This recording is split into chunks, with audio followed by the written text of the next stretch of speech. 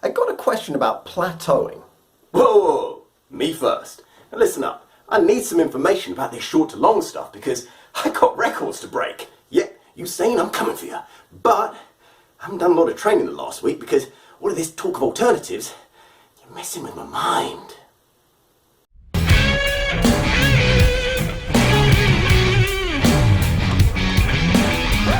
Preach! Testify! Alright, I'll do plateauing next.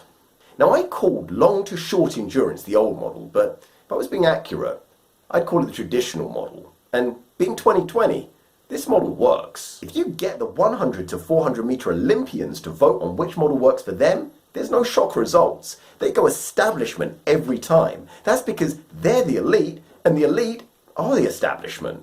Yet, that overwhelming popularity doesn't change the fact that there is an alternative sprint model, and it also works. And just because you win the popular vote doesn't mean there isn't an alternative that would actually still be better for more people. Yeah, I know I'm being coded. Oh, still sad about Bernie? I don't care. Focus. My PBs, come on.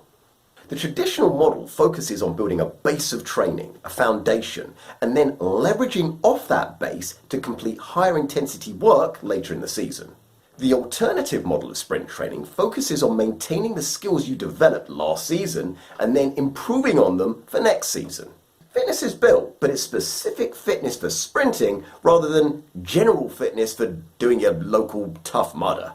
But what I didn't tell you is how these systems originated, and knowing that is going to help you decide which one to use and when.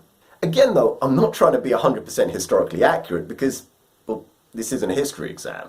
I'm just trying to give you a general lie of the land so that you can work out what's best for you going forward. The US is the most successful sprint nation ever, and the traditional sprint model became firmly entrenched because of two things: scholarships and semesters. Now, the US does well in the Olympics, yes, but they've got a hotly contested collegiate track program, and the coach's standing and salary is a reflection of how well his team does in that. Now, I've mentioned before about the imported gene pool into the US, but add into that the artificial selection of a scholarship program. As a head coach in the US, your job is to get the top talent from high school. You're picking from the cream of the crop from around the country.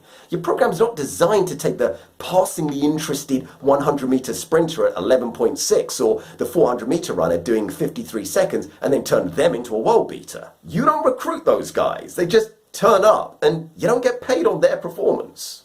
You're getting the 10-point-something sprinter or the 48-second one-lapper and just trying to improve them by 10%. That kick's already half-baked. You're just trying to make sure it doesn't get burnt. Use traditional methods and the improvements appear. You can take the Fresh Prince's philosophy. And if it ain't broke, then don't try to fix it. On a 3-year course, if they're improving by 3% a year, they're leaving at 10 dead or sub 9.9. Yeah, that's me next year. And in lane 3, current European champion. Exactly. I mean, put that in perspective. Take any PB of yours in the gym and think about how easy it would be to increase it by 3% a year. 100 kilo clean, 103 in 1 year when you're in the prime of your life? Prime, like beefsteak. But even then, think how many people have got a PB that hasn't improved in years. And in lane 8, former regional runner-up. Add to that the semester issue. Now, the US compete fiercely indoors and outdoors. The best of them then go to the nationals, which is like a mini world championships without the travel. Then the best of them go on the European circuit, and then they go to the biggest races of the year. By the time they get to September, they're like the Terminator at the end of T2. I need a vacation. Neural burnout is a real issue for these guys, and that is what the traditional model caters to. It doesn't focus on anything too much. It covers a little of everything evenly through the year, and then lets the heavy competition schedule produce the goods. The alternative model that Charlie was using had a totally different origin. He was a part-time coach in the suburbs of Toronto, not a university, and he was working for free. He wasn't getting paid on performance. He was just trying to do the best by all of his athletes.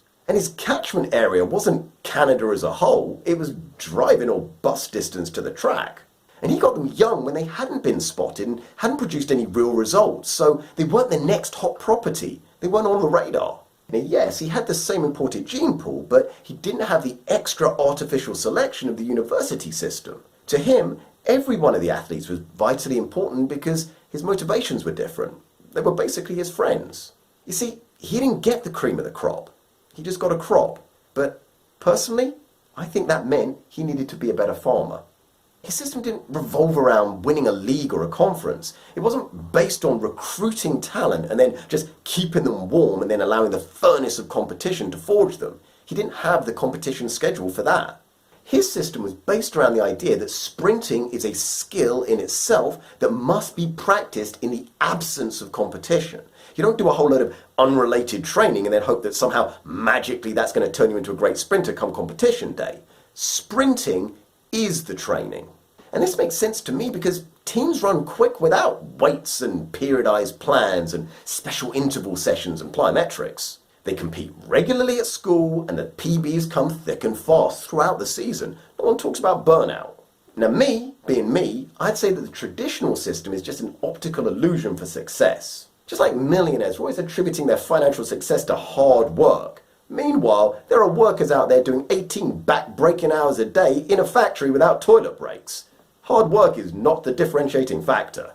In this case, it looks like the training works, but it's not the training. It's the competition schedule that's producing the results. And to be fair, there's never enough time between competitions to get too far away from top speed sprinting. You're not going to get yourself too sidetracked on crazy weight sessions or weird and wonderful running protocols. Now, my personal experience is with both. Because the UK didn't have a heavy competition schedule throughout the year, it's pretty cold, and the indoor tracks are sparsely located, the traditional method wasn't very effective. But I have an amazing experience with an alternative model. Now, it wasn't Charlie's model exactly, but it was in that vein. It was the only season where I opened up with a 25 centimeter PB in the second round of my first long jump comp of the year. And you want to hear something crazy? The next year, due to fear and facilities, I went back to the traditional method. The system that I used was the one that I talk about all the time. You know, the solve your limiting factors as quickly and often as possible system, or the Silfacker OAP system. Not the catchiest name, but I like the hand gesture. But this system, as with Charlie's system, needs a wealth of intuition and knowledge. You have to have a deep understanding of your body and training, and an even better ability to read the signs in an athlete or yourself. And so for those reasons, you've got to either be willing to become a student of your own body, or find a wise man, and if not wise, then lucky, or play it safe and stick with tradition. If you're a balanced top-class sprinter with a heavy competition schedule, hold on to the traditional method. But if you're who Survivor's singing about,